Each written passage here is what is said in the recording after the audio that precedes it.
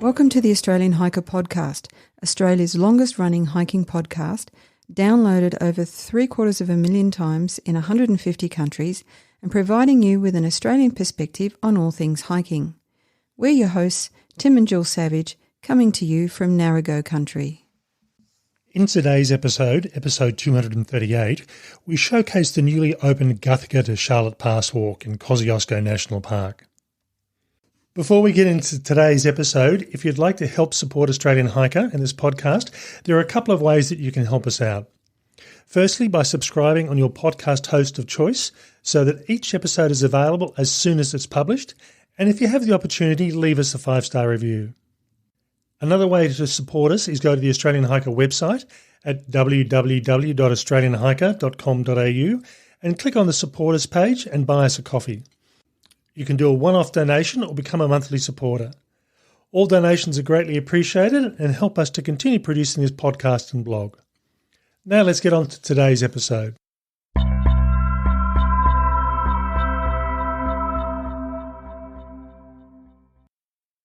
For the past few years, I've been keenly following the creation of the 55-kilometre 4-day Snowies Alpine Walk in Kosciuszko National Park in Ngarigo Country. When it fully opens towards the end of next year, it will deliver a world-class multi-day walk across the alpine roof of Australia by extending existing walks across the park's spectacular alpine area to link the resorts of Guthaga, Charlotte Pass, Perisher and Lake Krakenbach. The walk has great potential to become a landmark must-do experience for both domestic and international travellers. In this week's episode, we catch up with Maggie Sutcliffe from New South Wales National Parks and Wildlife Service to talk about the recent opening of the first section of this trail, the Guthaga to Charlotte Pass Walk, and find out about the creation of this trail. In the second half of this episode, we bring you a series of on-trail recordings from our recent walk on the Guthaga to Charlotte Pass Walk. So let's find out more about this walk. Maggie, thank you for taking a time to chat with Australian Hiker on this great new trail. Oh, thanks, Tim, and thanks for inviting me along to share my experience of and passion for the Snowies Alpine Walk. Now, before we discuss the newly opened Guthaga to Charlotte Pass Trail, can you please give us a brief introduction to yourself, your role in parks up there and your connection with this trail? Yeah, definitely. So I've been working for the New South Wales National Parks for just over 16 years now. I started as a ranger. And over the years, I've progressed into various roles until about 4 years ago when I jumped at the opportunity to project manage the Snowies Alpine Walk in Kosciuszko National Park, which has been a fantastic experience. I also have quite a bit of a personal history with Kosciuszko National Park. I've been visiting, camping and bushwalking here since I was about 7 years old. So for me to be able to come and work in Kosciuszko National Park and to work on developing and constructing new walking tracks is fantastic. Yeah, no, I must admit I've got a landscape architecture background and I've got a real interest in trail development. So it's always interesting to have a look how these trails develop and how they progress. And I must admit I do have some questions related to that later on. Sure. All right, now, so tell us a bit about the Guthaga to Charlotte's Pass Trail. What are the logistics in relation to this new trail? Yeah, so the Guthaga to Charlotte Pass section is what we're calling the first section of the Snowies Alpine Walk. It is 9 kilometres long from Guthaga through to Charlotte Pass. We constructed 6 kilometres of new track for that walking track, and 3 kilometres of that was the existing Illawong walk, if any of your listeners know about that walk. And it is about, a 3-hour walk, but you could spend a lot longer enjoying the alpine environment and the Snowy River along the way. So be prepared to, spend a lot of time out there, and especially when the wildflowers are out. And when's that? Is that not too far away? Was another few weeks? Oh, yeah, you can usually bank on sort of mid-December through into the new year, into January. That's probably not a bad time. We never get the real heat up there like we do in the coastal areas, so I think it's not a bad place to be at that time of the year. Certainly, it's always, you can get any kind of weather in the mountains here during summer. So you can have a beautiful sunny day, but within hours, it could have rain, you could have wind, you could even have snow in the middle of summer. So it's always good to be prepared for all types of weather. Okay, and just a generic question on the larger Snowies Walk. When is that expected to be completed? I believe that's sometime in the next year, is it? So the full Snowies Alpine Walk is due to be open in late 2023. And the next section that we plan to open is Charlotte Pass to Perisher, which should open early next year in 2023. Okay, and the total length of that Snowies Alpine Walk was, I think, about 45 kilometres roughly, or is it a bit longer? It's a bit longer. It's probably closer to 55 kilometres. Okay. Yeah. That'll certainly be good, because I think that's what we seem to be missing up there. Apart from the people that tend to go and do their own thing, I don't think there really is any really long tracks up there at the moment, is there?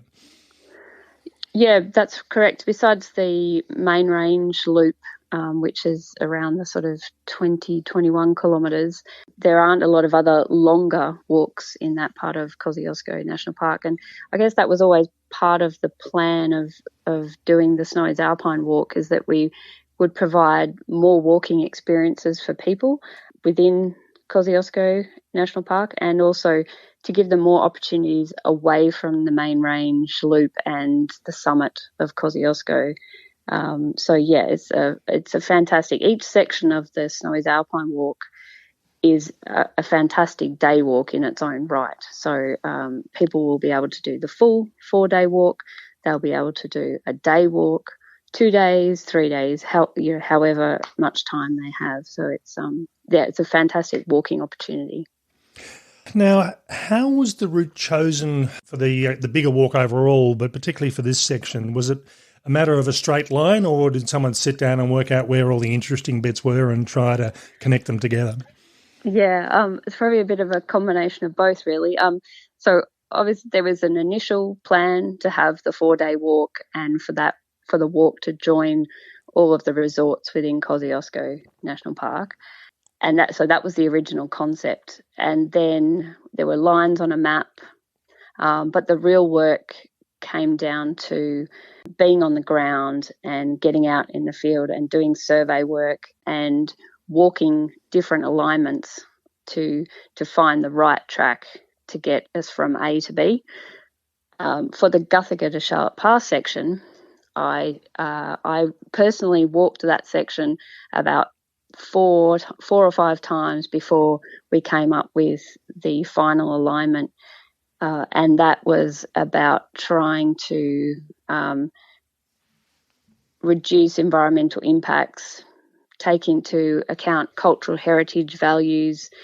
We walked it to make sure that it was a good experience for the walker, so for park visitors, that they would enjoy walking it, that there would be variability in the walk, so that they weren't always walking through the same vegetation types, that they would enjoy the terrain and the views and be able to experience the Snowy River, particularly in this section. Now, given that the alpine and subalpine regions can be a bit sensitive from an environmental perspective, what were some of the challenges about working in this area, and what sort of changes did it force on you to protect the environment? Sure. So yeah, working in an alpine and subalpine environment has a few challenges. It's an environment that is very sensitive, and any change to that environment can be slow to recover. There are also a number of threatened species and ecosystems, plus a lot of cultural heritage values that we had to keep in mind. So this meant that we had to spend a lot of time trying to find the right alignment to minimise our impacts on all of those values. It also meant that we had to be innovative and plan our construction methods and really think about what track surfacing we would use along the walk. So we had to balance the environmental impact with the walking experience, and ensuring that we made a sustainable track surface as well to minimise future impacts. So, for example, we have used a steel mesh walkway to minimise impacts on sensitive montane bog systems or on sheoak skink grassland habitat. And as I must admit, I'm fairly familiar with that metal mesh, which is for those people that have done the come up the chairlift and headed up towards Kosciuszko. There's a fair section of mesh pretty much all the way up, and this seems to be doing a really good job. And I'm guessing that it seems to be durable and robust and protecting the environment. Are there sections that are also just natural trail as well, where you can? We don't really get into the natural surface until the last day of the Snowies Alpine Walk, which is the section between Perisher and Bullock's Flat. So once we start to get out of the alpine and subalpine environment into a more tall montane forest, easier to have a natural surface track. So we're making sure that's built well on a good gradient and will be sustainable in the longer term. What can hikers expect to experience on the Guthaga to Charlotte Pass Trail? I think some of the key and exciting parts of the Guthaga to Charlotte Pass section are that you get to walk parallel to the Snowy River. And this is, to me personally, it's exciting because it's a part of the Snowy River before it is dammed and controlled from Guthaga downwards. So you've got this wild Snowy River to walk next to for a lot of it. It's also fantastic because you get wonderful views of the main range, panoramic views, walking through snow gum forest and snow gum grassland is a beautiful opportunity for photos and for wildflowers as well. I've been up there over the last couple of years and seen the trail being constructed and the new mesh walks going through. Is the majority of either this walk, the Guthaga to Charlotte Pass walk, and for that matter, the larger Snowies walk, all above tree line, or is it a bit of a mixture? No, it's definitely a bit of a mixture. So that's one of the fantastic things about the whole Snowies Alpine Walk, and I think it's going to be one of the key things that people will really appreciate when they do the 4-day walk. What we're calling day one, Charlotte Pass, Guthaga to Charlotte Pass, you will be in a subalpine environment. The second day, which is the main range loop, you will be in a true alpine environment, and you will get to experience amazing environments and ecosystems up there that are true alpine. The third day from Charlotte Pass to Perisher, you're back in a subalpine woodland, and you get to see views of the main range and then down into the Thredbo Valley. And then the last day from Perisher to Bullock's Flat, you go from a subalpine environment down into the montane, tall alpine ash environment down to the Thredbo River. So you get this full appreciation of the vegetation types that occur in that part of Kosciuszko. I must admit, I've done quite a lot of walking up above the tree line as well as below, and I like both. But I do love being up in the up above the tree line. It's just it's really amazing in that area and the views that you get. It certainly is. Yeah, the views and the breathtaking panorama that you get when you're above that tree line in the alpine environment is fantastic. Okay, now one final question, and this is something I hadn't really thought about when I found out this section was open. I mean, the largest Snowies walk is designed, as you say, as a multi-day walk, and people will be camping. What's the situation with this walk? I know you said it's designed as to be a standalone day walk, but if people want to take it really cruisy, walk halfway, can they set up a tent partway through, or is it in an area where tents aren't able to be used? The original plan was that people would walk each section and stay within a lodge within the resorts, whether that's at Perisher or Charlotte Pass or Guthaga. There are currently no formal camping sites along the tracks. However, there are parts of Kosciuszko where you are allowed to, I guess, free camp. However, you have to be quite careful about that and check the right locations before you head off on your trip. And that can be checked on the National Parks and Wildlife website under the Kosciuszko National Parks page. So, and it's always important if you are going to camp away from a formal campsite to make sure that your impact is really minimal, that you take away all of your waste and, leave as little impact as you can. Okay, no, that's good to know. One question I will ask in this area, I've spent a fair amount of time up walking in the Alpine region, but for those people that aren't familiar, what sort of experience do people need to do this walk, and what do they need to know about the weather conditions in the Alpine region? No, that's a really good question, Tim, and it's really important, especially for people who aren't used to walking in the Alpine environment. The Guthiga to Charlotte Pass section is what we call a grade 3. So that's the Australian walking track grading system.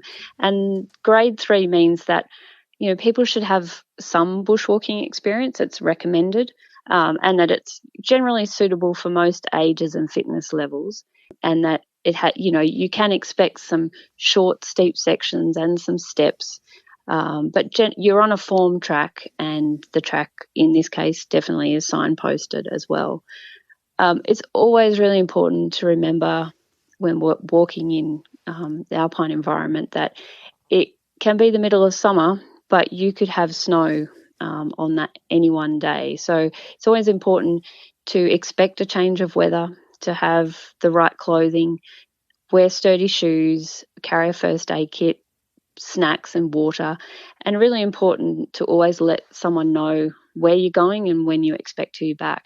And you can, with the National Parks and Wildlife Service, you can fill out trip intention forms, and also people often use the Emergency Plus app. It's a great app if you need to tell people where you are at any one given time. So I guess the key message is it's a great walk for a lot of abilities, but just, be prepared and make sure you stay safe. I must admit, we spent Christmas up there a number of years ago when we walked up Mount Kosciuszko on Christmas Day, and when we left, it was the forecast was for 23 degrees, and by the time we got back, the weather had dropped to I think it was 6 degrees, all in the space of a day, and this was on Christmas Day. So, as you say, the weather, it's pretty much 4 seasons in one day, and it can vary quite dramatically if people aren't familiar with it. Okay, so we've been talking with Maggie Sutcliffe from the New South Wales Parks and Wildlife Service about the newly opened Guthiga to Charlotte's Park Walk and the larger Snowies Alpine Walk. Maggie, thank you for taking your time to talk with us about these new trails. You're absolutely welcome, Tim, and thank you for having me along today. And if people want to know more about the track or to keep up to date with construction schedules, they can go to the National Parks and Wildlife Service website. And we'll put those links on the show notes for this podcast if anyone wants to find out where they are.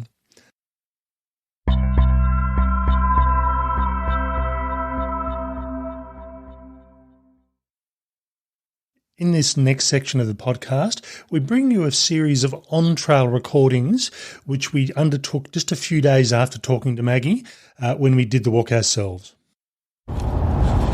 It's Saturday morning, it's the 26th of November 2022, and we're on the road.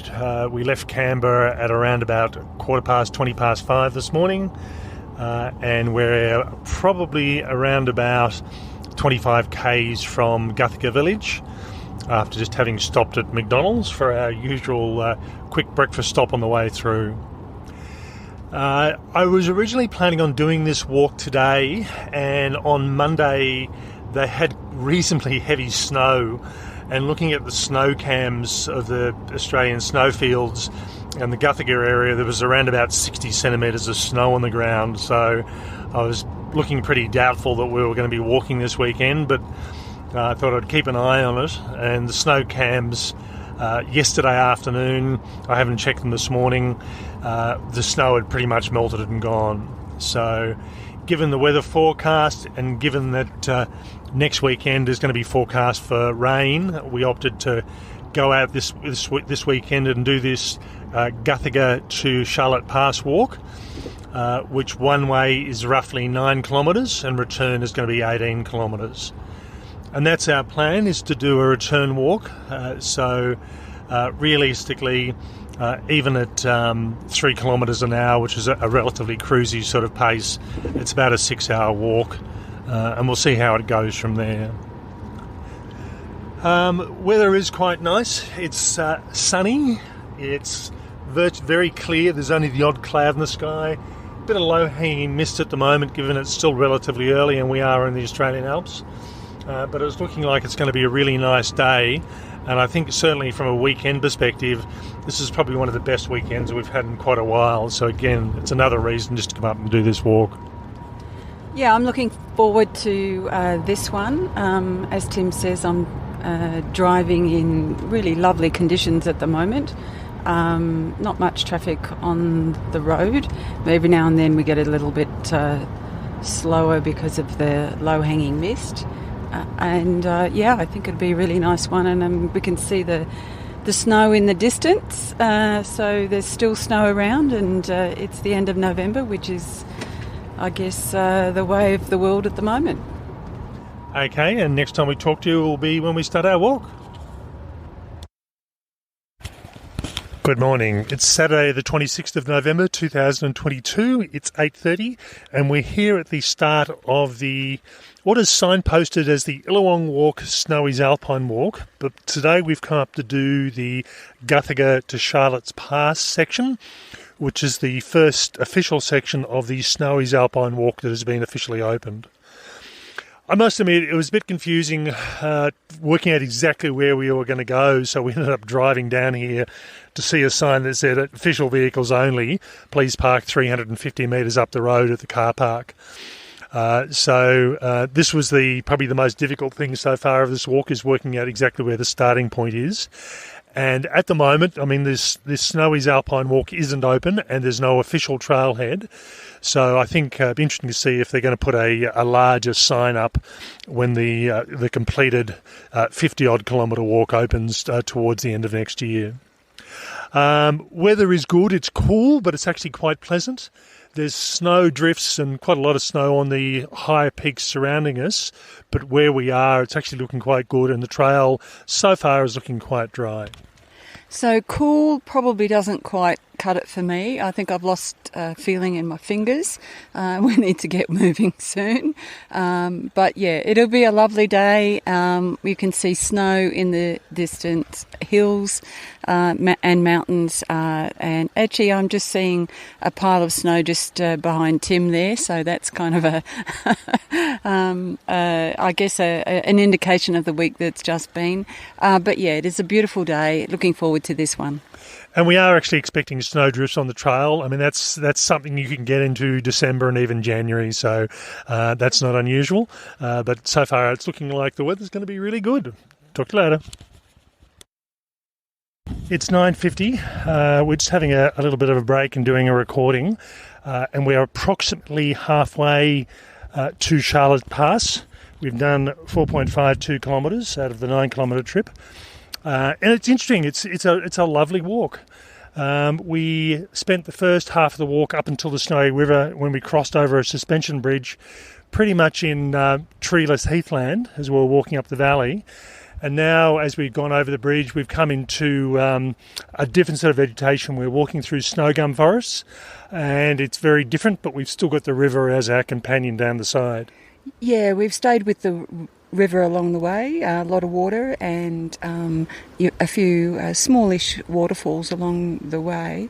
The snow gums are just absolutely beautiful, very sort of purpley grey outer bark, and you can just see underneath the clearer lighter coloured bark that's starting to come through. So yeah, it's a really nice walk. I mean, I'm not surprised. We've still got snow on the mountain tops, so that's a nice contrast.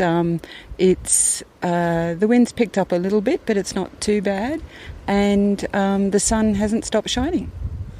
The weather's also, it has warmed up. It's certainly not hot by any means, but it's quite comfortable, at least from my perspective. I've only got one layer on. I'm a bit warm now. I'm thinking I've got to take something off. I'm not quite sure what I'm going to take off. I am glad I wore my wide-brimmed hat. That's definitely kept the sun off my neck, so that's a good thing. So definitely think about that when you're doing this walk. Okay, on we go.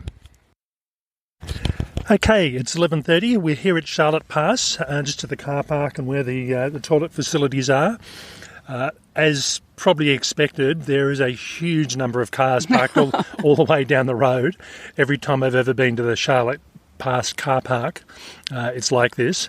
So we did pass a number of people going the other way. So they were starting at Charlotte Pass, heading towards Guthiga. Probably it was a group of about 10 to 15 hikers. There were a couple of smaller groups of about 3 and 4 hikers, a group of runners of about eight of those. And then the runners turned around and sort of passed us back on the way heading back again. So we're just having probably a late morning tea, for want of a better term, here at Charlotte Pass. I think it's an early lunch. It's an early lunch, yeah. But not really a full lunch. We'll have a late lunch in Jindabyne or Cooma later on. Good walk. The scenery definitely did change. It's going to be interesting on the way back. I'm thinking that the views were probably better the direction that we walked in, but you are essentially walking uphill, which may explain why everyone was walking. We were walking against the flow of traffic.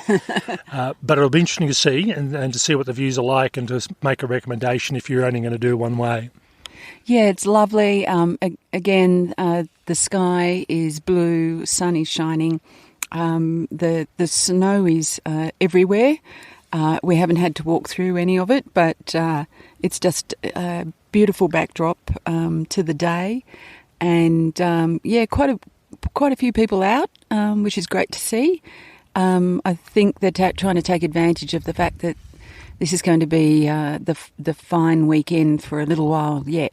So looking forward to the walk on the way back. I think it will be a little bit different, and we'll see where we land in relation to views and which direction is best for the views.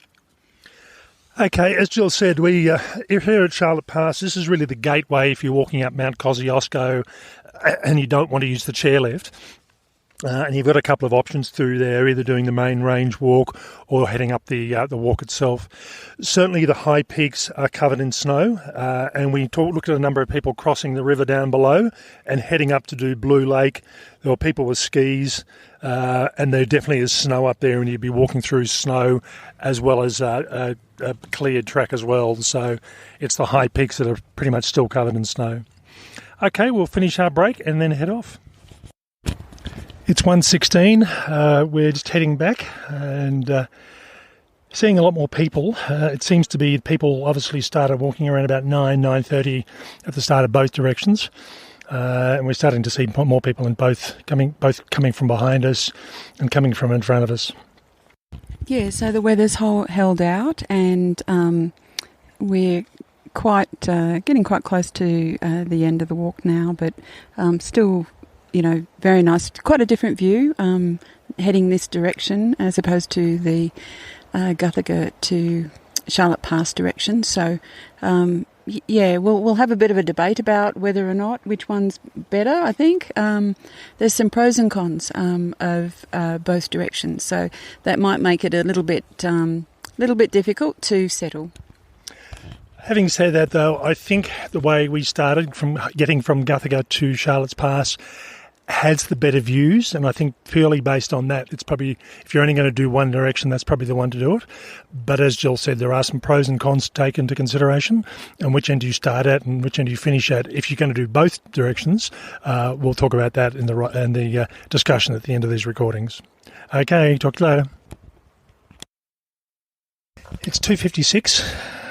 We're back in the car again after doing around about 18.5 kilometres. And all up, including the walking, which was supposed to take 6 hours, and our lunch breaks and stop was just on 6.5 hours. So the walking was pretty much right for around about 6 hours in total. Yeah, so we headed back. obviously the way that we came, and really different kind of perspective. I think going Gothica to Charlotte Pass is the way to go if you're doing a day walk. It was nice to head downhill from Charlotte Pass, but missed out on some of the views. We're, as Tim says, back at the car, and there's some quite steep bits that you don't realise at the beginning of the day that now you're at the end of the day you're walking up, so they've taken a little bit of a toll, and we're going to go off and get some refreshment. Okay, that's it for today. In our next segment of this podcast, we'll go through and talk about the trip overall, what we thought, and make some recommendations. That's it for today.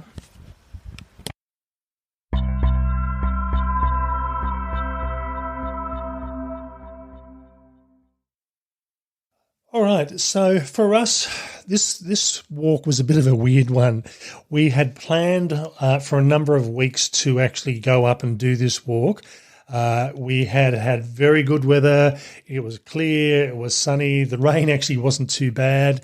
And the Monday prior to when we were supposed to be going up to do this walk, we had around about 40 to 50 centimetres of snow on the roof of Australia. It was crazy. And, looking at the snow cam at the end of November, but we're looking at the snow cam thinking, no way are we going to be able to do this walk.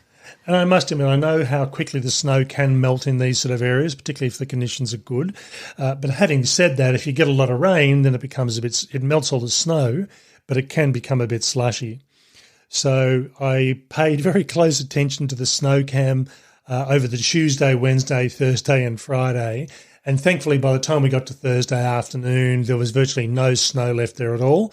And the forecast for the Saturday, which was when we planned to go up there, was probably the best it had been in a number of weeks. It was sunny, it was warm, there was no rain. And even though I had looked at potentially scheduling this walk for the following weekend, there was forecast for rain. So we opted to head up there.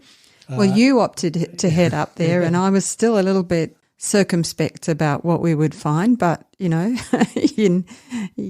got to give it a go, and was pleasantly surprised. So after doing this walk, we decided that we wanted to do this walk as a return because trying to get a return trip back was going to be a bit harder. We could potentially have organised a commercial operator to pick us up and take us down. We could have tried to hitch, but really the easiest thing for us to do was just to walk one way, have a bit of a lunch break, and then do a return walk. Now, this walk is called the Gothica to Charlotte Pass Walk. It is the first section of the Greater Snowy Alpine Walk, which was going to be finished at the end of 2023. And we decided that we did want to walk from Gothica to Charlotte Pass. Partly, I suppose, because Gothica is lower in altitude and you are progressively making your way uphill to Charlotte Pass. So that would have given us, in fact, that did give us the hardest part of the walk to start off with.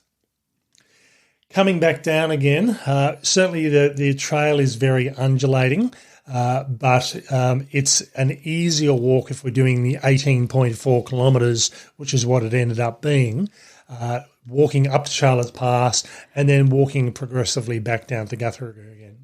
Yeah, and it was a good thing to do in that direction, go uphill and then come downhill, essentially. And on this particular day, Tim mentioned that the weather was very good and also very warm. So, it just made it a little bit of an easier afternoon, though the heat did start to build up. The snow wasn't there, though we were quite close to areas where there was snow. It was a very picturesque day all round, warm and great walking conditions and snow on the slopes nearby. For a lot of people, the choice really is going to be, do you just do one direction and get a lift or get picked up at the other end, or do you do the return? And that's going to depend on whether you have the time available and the fitness to be able to do the 18.4 kilometres, which is what it ended up being for us by doing the return walk. I think one of the things we thought was, what would we do if we were just doing one direction? And again, which is the better way to walk if you are doing both directions? For us, starting at Guthaga, walking to Charlotte Pass, we definitely felt like we were on an uphill gradient, which was the case. And I think from my perspective, this is the better choice. If you're just doing one direction only, start at Guthaga, finish at Charlotte Pass, because the views are better. Yeah, it's a really interesting one because, you are walking uphill and, sometimes you have a tendency to look down and focus on what you're doing.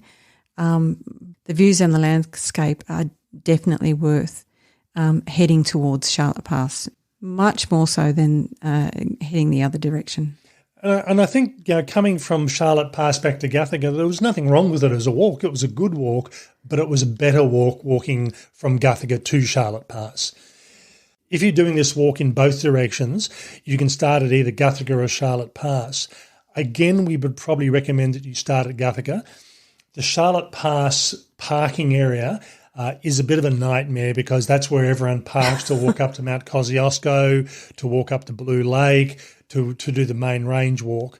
And certainly when we got to Charlotte Pass at around about 20 past 11 in the morning, there were cars, probably 60 or 70 cars down the road. Oh, easily. And you end up with a kilometre walk to get up to the start of the it was the last one was a very long way away. It was. Whereas Guthaga, you're starting at Guthaga because you're doing the Illawong walk or because you're doing the Guthaga to Charlotte Pass walk, and there's a lot less traffic there. So it's an easier car park and there's less of an issue to try and beat all the traffic and beat the crowds. Yeah, just on that, you do need to park in the large parking area, which is about 350 metres away from the start of the walk at Guthaga. So that's something to be mindful of. I was quite surprised, probably not so because it was such a nice day, at how many people were out and about. So we started reasonably early and we didn't see too many other than some very keen runners. But by the time we started to get a bit closer to lunchtime and definitely in the afternoon, there were so many people on this trail, and that's probably one of the things to think about. It is a narrow trail, and when you have people coming in both directions, particularly when you're on the metal boardwalks, you do need to stick to the edge of the trail and the boardwalk, and sometimes you need to stop and let others pass. So be mindful of that. Everyone was very polite and very considerate, which is great. So bring your manners and just be mindful of who's on the trail and who's best placed to pause to let someone through. Now, still on the issue of direction, we started our walk at just on 8:30 in the morning. And I must admit, I think I get the impression that everybody else started their walk at 9 or 9:30. 9:30, I think, yeah. And I think if you can be bothered getting up there a bit earlier and start the walk at 8 or 8:30, it is a better option. As I said, we started from Guthaga. The first people we came across were around about 5.5 kilometres in, and in all honesty, we had some runners come from behind us, but the first walkers we came across had started in Charlotte Pass, and as I said, we came across them about 5.3 kilometres in. We came across a lot of people starting from Charlotte Pass who were either doing the full walk and returning back to Charlotte Pass, or they were just doing a timed walk where they were walking a certain distance and turning around, coming back again. We did find that on the return visit, we were coming across people as we were approaching the halfway mark and heading back towards Guthaga again. And it appeared that a lot of these sort of walkers were not necessarily doing the full walk, but were walking as far as they could and with the plan of turning around and heading back to Guthaga. So it surprised us. We thought, this is, it's really quiet on the trail. I can see this walk being very much like a lot of the other walks in this area. In January and the long weekend over the January period, I can see there being lots and lots of people on this trail. So I think in that respect, it's going to be one of those sort of things. Starting a bit earlier is going to make things a bit easier to deal with. And just on that, because of the number of people on the trail, the fact that they've created such a formal trail and, lots of boardwalks to contain the walkers essentially, I think it's going to actually be a better option to manage the landscape. I think that the Park Services has done a great job on this trail. There's a couple of pretty impressive bridges that have been built, but also just the trail itself. I mean, it's easy to navigate. You would never get lost. And it's also, I think, going to stop people from stepping off the trail. It's very clearly marked. It's obvious where you need to put your feet. I think the Snowies Alpine Trail is one of those sort of things that, if you wanted to do a bit of a choose your own adventure, the ability to do that larger walk has always been there.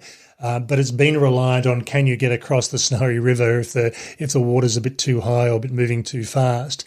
And for a lot of people, as Jill said, there's now a designated trail in place. It's pretty easy to follow. Navigation is not an issue, and you're not going to have any problems with this.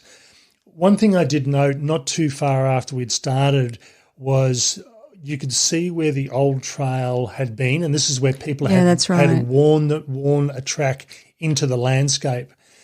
And I think probably the thing to think about is approximately 100,000 people a year summit Mount Kosciuszko, and there's the majority of them do them from the top of the chairlift, but there's still a fair number that also do them from Charlotte Pass. And apart from the management road from Charlotte Pass, you walk from the chairlift up to Mount Kosciuszko. The only scar, if you like, on the landscape is the actual metal boardwalk. There's not these foot-trodden trails where people have destroyed the landscape because they've walked all over the place. Because you've got a designated trail to walk on, it does a lot less damage to the landscape in the long run. So I think they've done a reasonably good job with putting this trail in.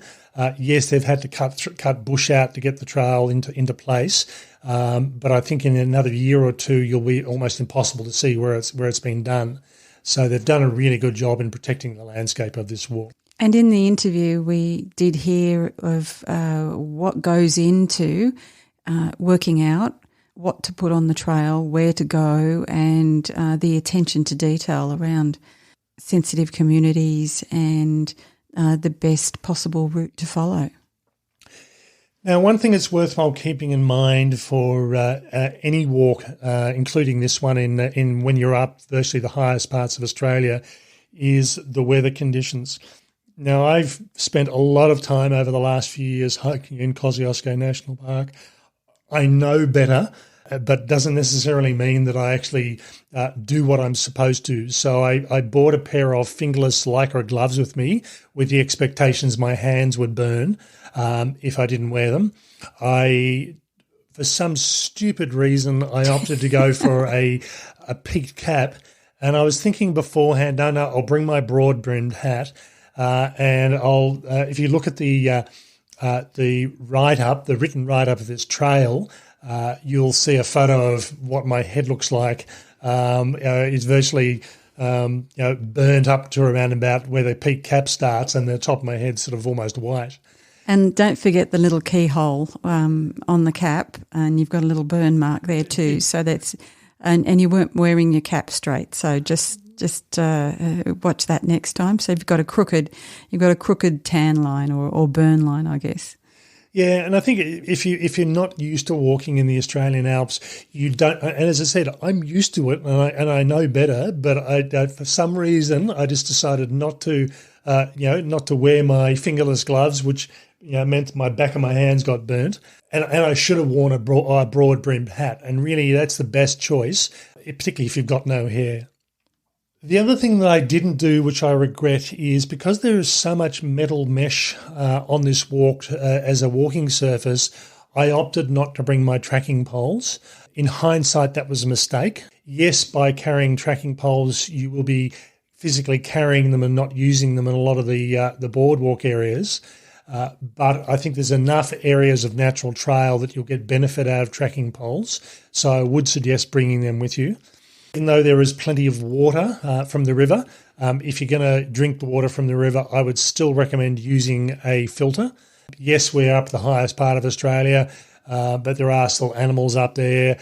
People still go to the toilet close to the river system, so it's better to be on the safe side and bring a filter if you are going to use water out of the river. The signage says at the beginning of this walk that there are steps, and there are steps. There are stone steps, there are metal steps. So if steps are a problem for you, either going up or coming down, then you might want to reconsider doing this one. So again, go to the trail review and we'll have an image from my GPS that shows you what the walk looks like. And for us doing the 18.4 kilometres return, you drop down, you go up to the peak at Charlotte Pass, you drop down again, and then you have a slight rise again. And it's very obvious where the high part of the trail is. So again, that's another reason for choosing to do this. You do the slightly harder bit when you're nice and fresh in the morning, and then it becomes marginally easier on the way back. Okay, so as mentioned, this is the first section of the proposed 4-day Snowy Alpine Walk, which is due to open towards the end of 2023. In talking to Maggie in the interview earlier on, in the first part of this, podcast, she said that each of the sections will end up being different. And for us, this was different enough. It wasn't just, it's another walk in the snowy mountains. It was a good walk. It was an enjoyable walk, and it's well worth it. Even if you don't ever plan on doing the longer walk, doing a section like this is well worth it. I agree. It was a great walk and very, very pleasant. Not just because of the weather and we hadn't had sun for such a long time. It was a really, really nice walk and lots to see. One final comment I'd make on this walk is if you are planning on doing this as a hiker as opposed to a skier or a snowshoer, look at doing it roughly the end of November through till about the end of March. If you're travelling outside of that time, check the snow conditions because you can get snow early or late. And as I said, 5 days before we did this walk, we had about 40 to 50 centimetres of snow on the ground, and it ended up melting. But yeah, it's worthwhile checking just to be on the safe side. And we'll put a link in the show notes of this podcast to the snow cams. And if you go to the snow cams, you can see what the on-ground conditions are like and whether it's worthwhile delaying your walk a bit or whether it's a good time to go. Okay, we hope you've enjoyed this podcast episode, and we look forward to doing the longer, larger Snowies Alpine Walk when it opens towards the end of 2023. That's all for me. Bye for now. And bye from me.